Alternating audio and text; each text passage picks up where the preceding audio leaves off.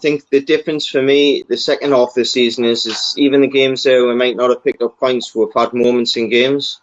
First half of the season, we were winning. Even West Ham game, I don't think we were great at the start of the season. We managed to beat them. I'm over the moon with getting 12th. Like, I'll be honest, I'm ecstatic at that. But I think, as you say, credit to Steve Bruce and his staff as well. I think he's brought people in. It's been well documented. He's getting a lot of credit, isn't he, Graham Jones, today?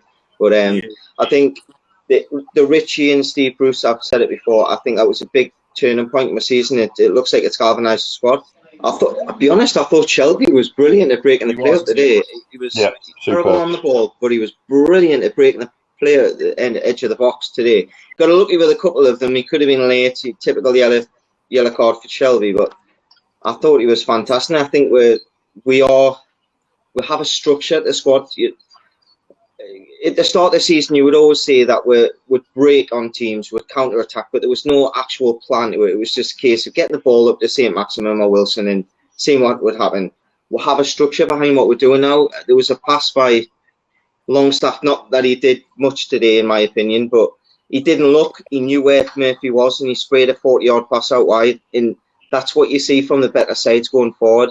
We've not been one of them up until around about the last few games of the season. It was nice to see. So onwards and upwards. I actually agree with you. In my opinion, Dubravka should never have been dropped, because apart from contributing as far as saves, and he contributes to organization. Like, he gets everyone in line. While I like Carl Darlow, like, he's good, he's a good shot stopper, but organization wise, Dubravka is a master at that. So I think he should have never been dropped. Injuries happen, of course, but I just think that he should have been back in immediately, in my opinion. Our game against Man City, we lost that game, but do you know what that reminded me of? Newcastle. Exactly. You score 3, we score 4. That's what it was about. And for me, as a fan of sport, I play soccer as well, so as a fan of the game, I go to the stadium to watch a game to be entertained, not to watch us build a wall and defend for dear life.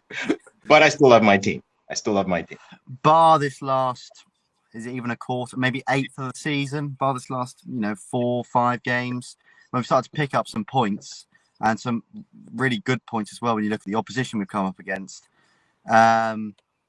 It's been a pretty torrid season. I haven't really enjoyed it. There was, that 3-0 loss at Brighton was really starting to tear my hair out, as I'm sure many fans were, because we were just slowly slipping away. And luckily, it's come good in the end, and we picked up a nice amount of points. Got, 45 points now, 12th place. Didn't look like we were going to finish there at all, but somehow we've managed it. Being down here, I've heard a lot of Bournemouth fans for the past 4 years when the Premier League rave about him, and honestly, for those 4 years, I was a very jealous man, because I've always thought he was a good striker. Injuries always worried me with him, but this season, despite him being injured, for large amounts of it, really, to score 12 Premier League goals and 12 very important ones as well. I think very at the start of the season, the point we got against Spurs, away to Spurs, that penalty in the last minute. I mean, it takes some real bottle to score that. The 2 goals at Everton away. He's come up with some really crucial goals, and I love his mentality. His mentality, that's that selfish striker mentality that we've missed for God knows how long. I would say back to Rondon, but maybe Rondon wasn't even as selfish as Wilson. You're probably looking back to the likes of Remy, maybe, that selfish of a striker. So he can be so clinical. It's been really impressive, and it's exactly what Newcastle have needed for the last couple of seasons now. Yeah, I think you summed up, mate. If anybody said we would finish 12th, especially after that dismal run we had, I think we'd all bite your hand off, wouldn't we? The performances weren't there. Tactics were not there.